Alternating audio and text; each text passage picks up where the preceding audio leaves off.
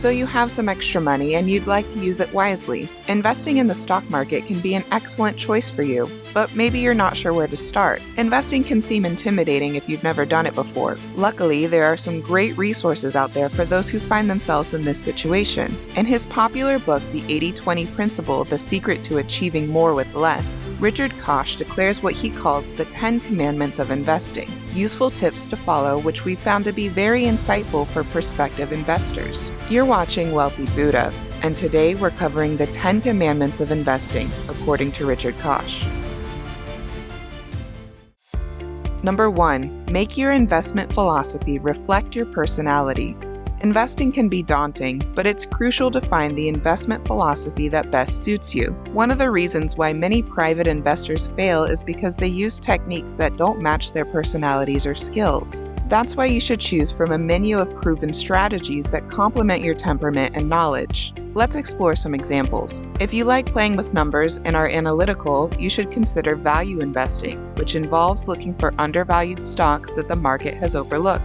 A great resource to learn more about value investing is the book The Intelligent Investor by Benjamin Graham. We'll cover some of the concepts of value investing a bit later. If you tend to be more of an optimist than a pessimist, you might want to avoid overly analytical approaches. The optimist often makes a poor investor, so if the stocks you've chosen aren't beating the market, it's best to sell them even if you're emotionally committed to them, and instead place your money in an index tracking fund such as the S&P 500. If you are more of a practical kind of person but not very analytical, you should either specialize in an area that you're most knowledgeable about or follow successful investors who have a clear track record of beating the market. Number 2, be proactive and unbalanced. Being proactive means that you take charge of your investment decisions yourself. Financial advisors and money managers not only keep a lot of your profit for themselves, but they're also more likely to suggest what's called a balanced portfolio that diversifies your investments in order to minimize risk.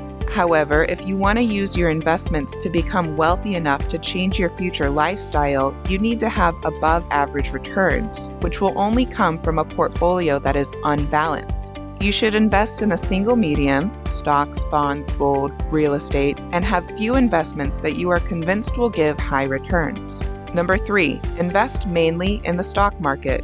The best way to invest your money is in the stock market. Over the long term, stocks have produced amazing returns that are way higher than if you just let your money sit in a bank or invested in something like government or corporate bonds. Let's say that in 1970, someone had invested $1,000 in a U.S. Treasury bond with a 10-year maturity. As of 2023, that bond would have matured and the investment would be worth around $10,000, which is a decent return. However, if that same person had instead invested $1,000 in the S&P 500, a popular stock market index, it would be worth around $44,000. That's a significant difference in returns, and it highlights how the stock market has the potential to outperform other investment mediums over the long term. While investing in government bonds can be a low-risk and relatively safe investment, it typically offers lower returns compared to the stock market.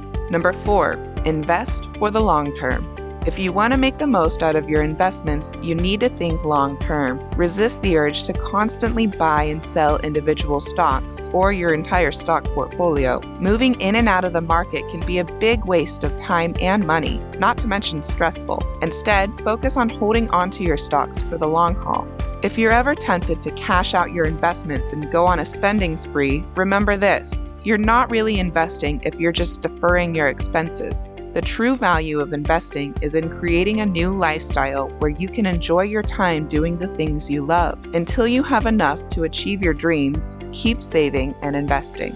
Number 5, invest most when the stock market is low. The stock market, while generally rising over time, is also highly cyclical. Economic cycles and market psychology both contribute to the fluctuations in stock prices. During a bull market, investors are generally optimistic and receptive to arguments that suggest companies will do well, causing stock prices to rise. Conversely, during a bear market, investors become more pessimistic and dismissive of such arguments. Even an investor who thinks they are making rational decisions may be unconsciously influenced by the prevailing market sentiment. For example, an investor who refuses to buy certain stocks during a downturn might think they are being prudent, but may actually be reacting to negative news in the media. To avoid getting caught up in these market cycles, some investors follow a strategy called value investing. This approach involves buying stocks when they are undervalued and selling them when they become overvalued. One of the most famous proponents of this strategy is Benjamin Graham, whose rules for value investing have stood the test of time. These rules include buying when others are pessimistic and using the price-earnings ratio, or PE, to determine whether a stock is cheap or expensive. The PE ratio is calculated by dividing a stock's price by its after-tax earnings. A high PE ratio suggests the stock is overvalued, while a low PE ratio suggests it is undervalued. In general, a PE ratio above 17 for the overall stock market is a danger signal, while a PE ratio below 12 is a buy signal. Your stockbroker or a good financial newspaper should tell you what the current market average PE is. By following these principles and focusing on the long term, investors can potentially achieve better returns than those who get caught up in the market's short-term fluctuations. Number 6. If you can't beat the market, track it. If you find it challenging to outperform the stock market, consider tracking it instead. While it is possible to create an investment strategy that surpasses the market average by adhering to certain principles and personalizing your approach based on your skills and personality, it is more likely that choosing your own investments will yield poorer results than investing in stock market indices. If you prefer not to experiment with your own approach in an attempt to beat the market, or if it is not working for you, then index tracking may be the best option. Index tracking involves purchasing shares in the stock market index and only selling them when they drop out of the index, or buying new shares when they are first added. This method can be executed on your own by keeping up with the financial press, or through a tracker fund managed by professionals for a nominal annual fee.